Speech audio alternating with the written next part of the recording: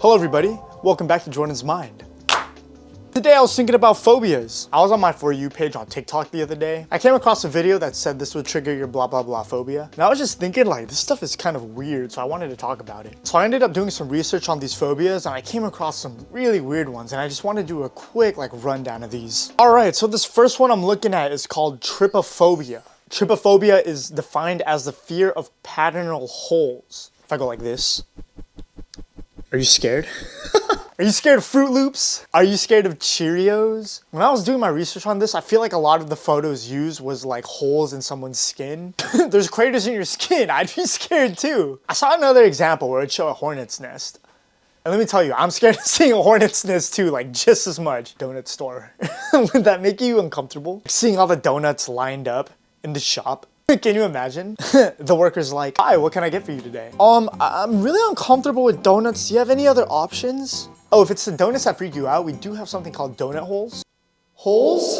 Are you scared of Holes, the movie starring Shia LaBeouf? I actually really like that movie. What about bubbles? Does it make you uncomfortable when someone blows bubbles too? The lachanophobia, which is defined as the fear of vegetables. Every little kid has this phobia. I feel like the biggest lie growing up was people telling us that vegetables tasted bad. I personally like eating vegetables with most of my food, except celery and Brussels sprouts. I have lachanophobia for that. Shoot, maybe I still have it. I feel like 32-year-old men have this. Those millennials that only eat chicken tenders. The main antagonist in VeggieTales like Franken-celery or something. Speaking of VeggieTales, why are the two main characters fruits? I feel like that's where the whole is a tomato, a fruit, or a vegetable ordeal came in. If you're gonna have something called VeggieTales, at least do your research, and you should have had the main character like a broccoli. Does it apply to all vegetables, or is it only like a specific vegetable? Or like, do you just not discriminate based off of what vegetable you're scared of? Most likely though, it's probably the taste. I think it has to be associated with trauma or something. Like as a child, you would have to eat vegetables as punishment. Personally though, I eat vegetables with everything. I feel like it adds a lot of texture to stuff. I mean, growing up, I wasn't like the biggest fan, but I mean, I didn't hate it either. The next one we're looking at is called bathmophobia, which is defined as the fear of restrooms. I mean, honestly, I don't like going to public restrooms. Like, I would have a fear of public restrooms. Public bathmophobia. I hate going to the beach or to park restrooms. I think they're so gross. In theory, like, they should have pretty good ventilation, right? Because they're not really enclosed all the way. Like, there's always, like, windows on the top. But they all smell the same, and it's disgusting. The only public restroom that's acceptable is probably like Barnes & Noble or something. I love going to Barnes & Noble to use the restroom. My body Bluetooth connects instantly to their toilet. Because it's always chill, not busy, and air conditioned, you know, it feels nice. I feel like people care more than the average person over there. I don't know. I have a quick story about Barnes & Noble though. So one time I went to use the restroom there, right? Because that's what you do when you go to Barnes & Noble, you go to the restroom. I walked inside and there was only one stall. It was locked, so obviously it was occupied. So I was maybe waiting outside for like 20 minutes and this guy finally walks out and I realized the reason he was in there for so long. I remember he had something in his hand and it was a book, so I'm pretty sure he was reading something in there. I really hope he purchased that book. I also get something called traveler's stool, I think it's called traveler's stool. Whenever I go on vacation or something, like I cannot use the restroom like in public at all. Like if I go to like a different city or a different state for like a weekend, it's like maybe that whole weekend I won't be using the restroom. It might be the different environment that triggers me or a different city, or maybe I just don't like their bathrooms. This next phobia we're looking at is called anatidaephobia, which is the fear that somewhere, somehow, a duck is watching you. All right, straight up, please step forward if you have this. Like, is it specifically a duck?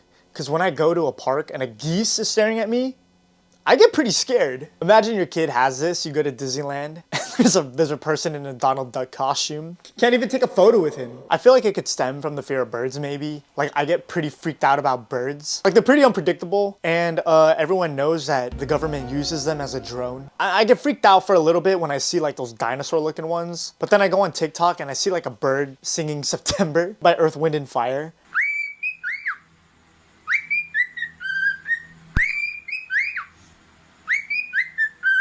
My day is so much better after I hear that. The next one we're looking at is nomophobia, which is a fear of not having your smartphone. Nomophobia? More like nomophonia. Thank you. Thank you. I feel like this is all kids nowadays, right? But to be honest, I feel like I freak out every time I don't have my phone in my pocket or something. But where is my phone? Okay, yeah, it's here.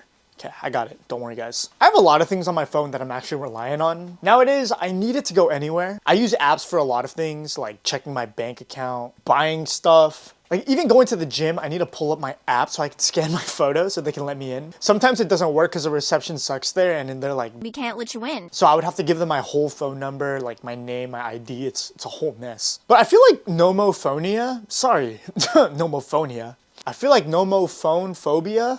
I feel like nomophobia is the only one that can trigger you into a panic mode. Whenever I don't have my phone for anything, like I can't even check Find My Friends. Like I'd have to go to my laptop. I'd be checking everywhere around my whole body. And that relief, once you find it, is unlike anything else, let me tell you. But I mean, this one kind of makes sense. I mean, I'm not really scared. I get more anxiety than fear, if anything, when I don't have my phone on me. I'd be pretty scared too if I had to use like a flip phone or something. Mostly because I hate the ringtones and there's like no mobile games I could play on there. So this one is globophobia, which is the fear of balloons. I'm not gonna lie, having this one was sucked. I know these guys hate Party City. Every single celebration I go to, they have balloons. And balloons add so much to decoration. Like, are you just gonna have confetti?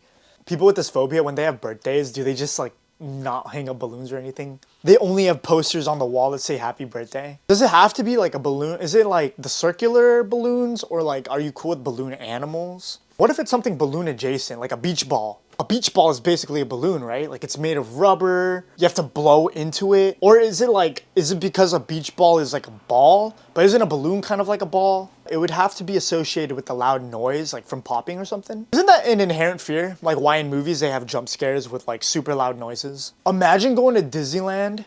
I hate making this analogy again, but imagine you're in Disneyland and your kid has this. You can't even get them a balloon. They have both this and the one with the duck watching you. So the whole time in Disneyland, they just see balloons and Donald Duck everywhere. They'd be so scared. What about the movie Up? Do they hate this movie? I know during the scene when they're running away and all the balloons start popping, they're just like, cinema. This is absolute peak cinema. Yeah, I know you guys were cheering in the audience. All right, the one we're looking at here is megalophobia. So this is one of the ones I see on TikTok all the time. And it's pretty much the fear of really large things. As weird as it sounds, I feel like TikTok kind of romanticizes it. I don't know if that's the right word. Like when I see something dealing with megalophobia, I feel like it's what's associated with it, right? Not really the phobia itself. Let me just show you like a few examples I've seen on TikTok. Yeah, so this one's really common. It's a girl canoeing and there's like a giant boat behind her. Yeah, I'd be scared too if I was kayaking and there was a 150-foot metal kayak going right towards me. Yeah, I'd be scared too. There's this one of a guy holding up a rock. Yeah, I'd be scared too if I had to hold up a rock that size. Are you kidding me? I see this one all the time too. It's this person sitting on a clock. How did you even get up there? Like you must have seriously overlooked some serious safety protocols. Come on. There's probably like a big "don't go here" sign, right? Like that does not look designed for guests. I feel like this photo shows off more of fear of heights rather than like giant things. Who took this photo? Superman? It's probably a bird from the government. All right, this next one is pretty common too on TikTok. It's thalassophobia, which is the fear of big bodies of water. I'd be scared of being stranded in the ocean too, right? I feel like it's more being scared of the unknown, like you don't really know what's in there. Like if I put a photo of the sunset, like right here, like is this scary to you guys? Like it's beautiful, this is beautiful. So when I look up thalassophobia, it usually shows up like a picture of something inside the water. And I feel like it's not the body of water itself, right? Like it's spooky down there. You don't know what's going on. Like I'd be scared too. I'm scared of Cthulhu. I'm also scared of like giant whales, especially if they're next to me. Like they're so much bigger than me. Or like if I'm canoeing in the ocean, I'd be scared out of my mind too if like a whale goes right under me because that's potentially super dangerous. Like when a whale breaches and it lands on you, like that will kill you instantly. My professional, unprofessional opinion. I feel like phobias nowadays have been seriously like overblown. Kind of like when people say they have OCD. Like you don't have OCD. Like you just like things being done. Does this make you uncomfortable? It makes me uncomfortable too. I like patterns, you know, but apparently not hold patterns. Like that'll trigger my trypophobia.